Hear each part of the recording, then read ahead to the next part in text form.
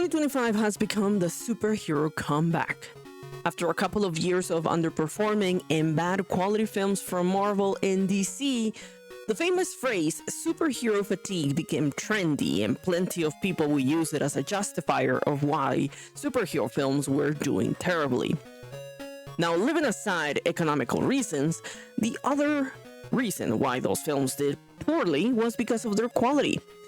It almost felt like a film formula on rinse and repeat that had no substance to get people invested in the characters and the story of those films, at least until this year.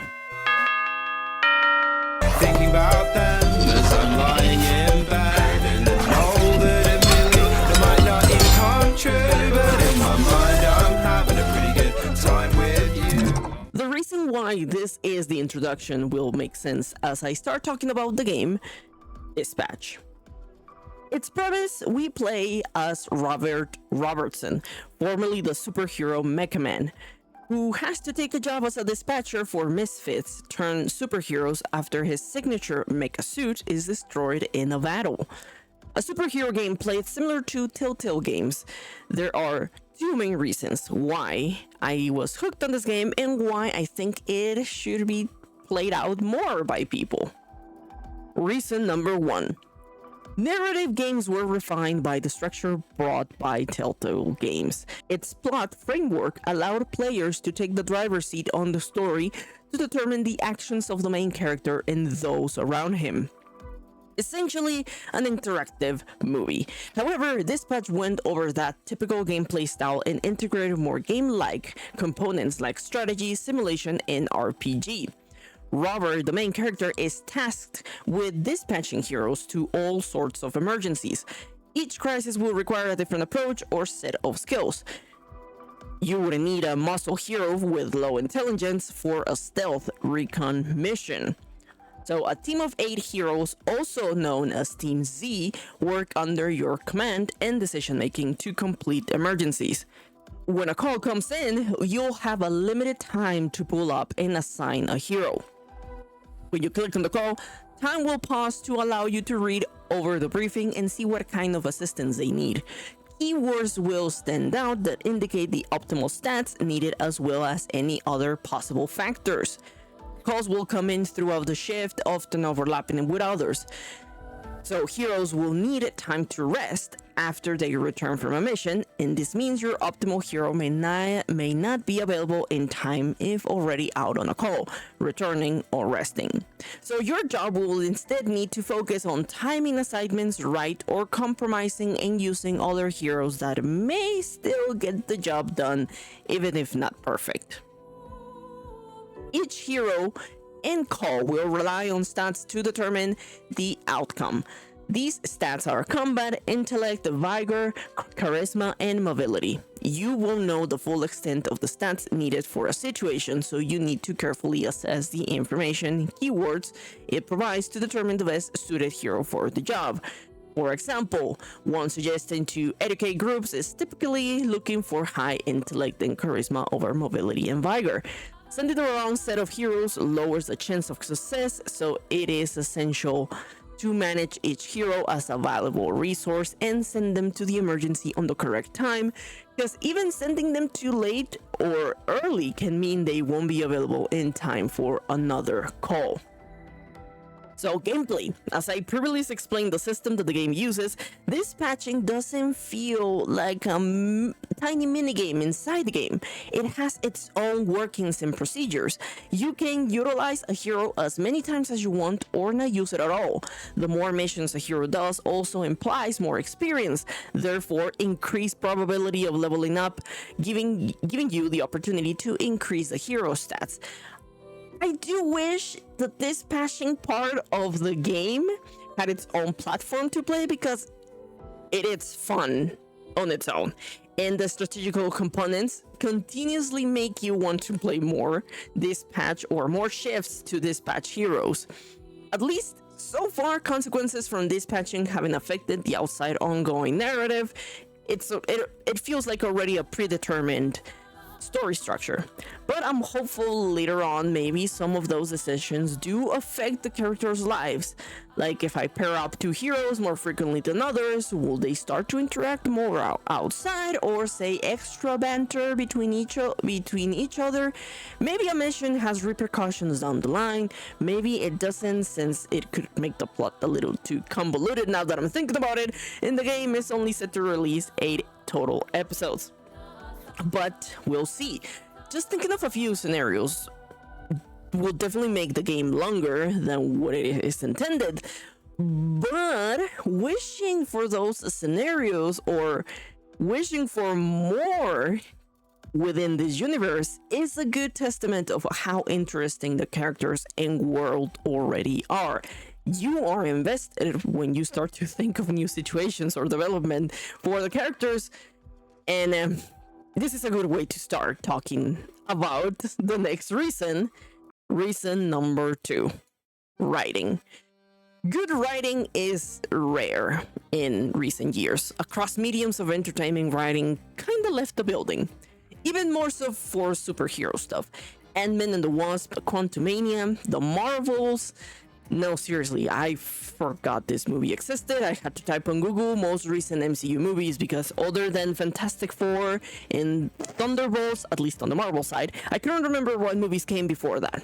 And also, let's be honest, and I'm gonna make people mad, this is a hot take, Deadpool and Wolverine, while it had plenty of spectacle, explosions, and humorous moments, its core plotline is just as important as the Infinity Stones on the TVA to the overall movie or its characters.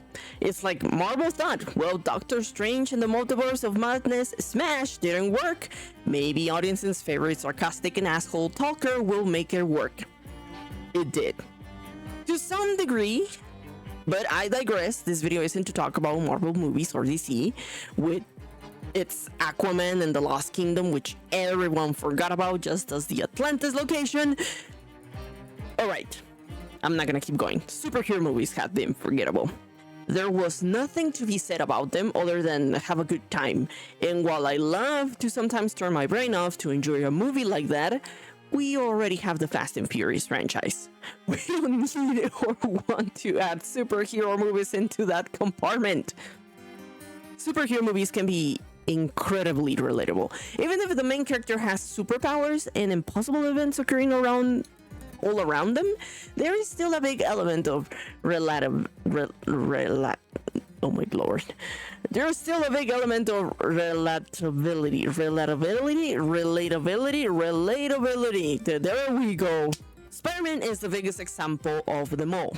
A young kid going through high school while experiencing the expectations of adult in real life looming on the horizon. This is only during his teenage life. As he grows up, Spider-Man experiences other life events that everyone does as well, because superhero stories aren't about the alter ego, the mask, the powers. They are about the person behind those costumes. Peter Parker is the life and breath of Spider-Man. And as fans, we look forward to seeing him develop his relationships. Yes, the fight sequences are incredible and the monologues thrown between villain and hero are epic, but that isn't as important as the interrelationships of a hero.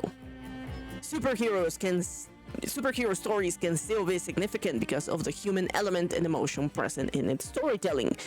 It is what made most recent movies captivating. Fantastic Four was all about family, Superman to be a good person no matter the circumstance, and Thunderbolts to take care of yourself and those around you. You get the point of what I'm saying. This patch understands the core of superheroes and turns the dial on the human element on every opportunity.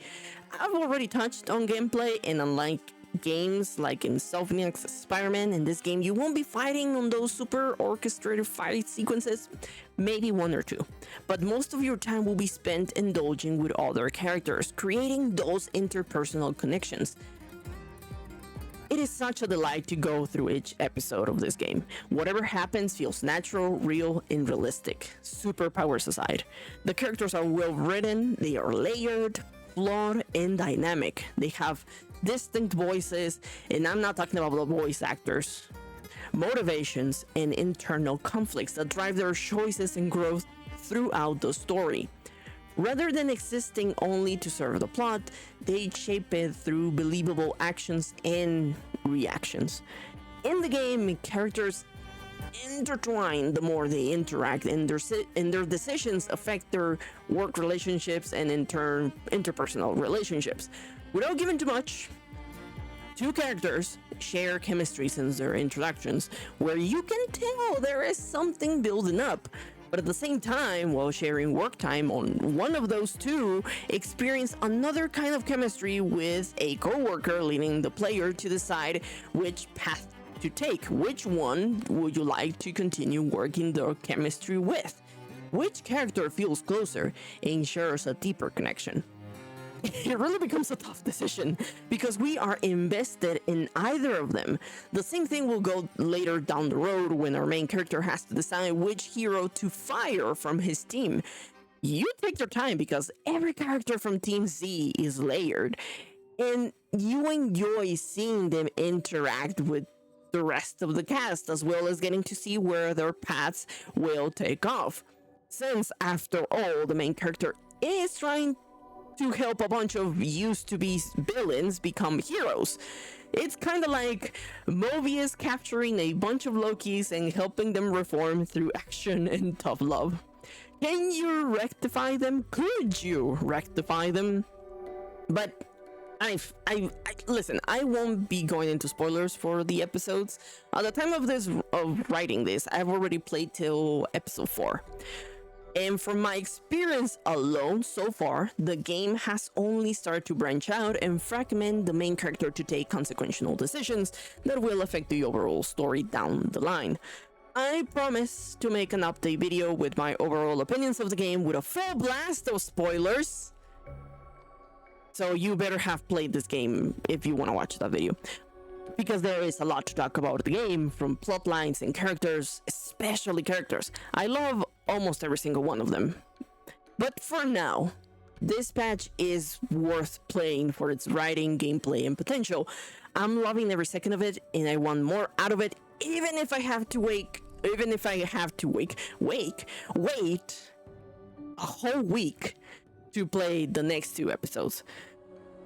But that's all for this episode. Are you playing this patch? What do you like the most about the game? Who is your favorite character? And if you say anything other than beef, you are terrible.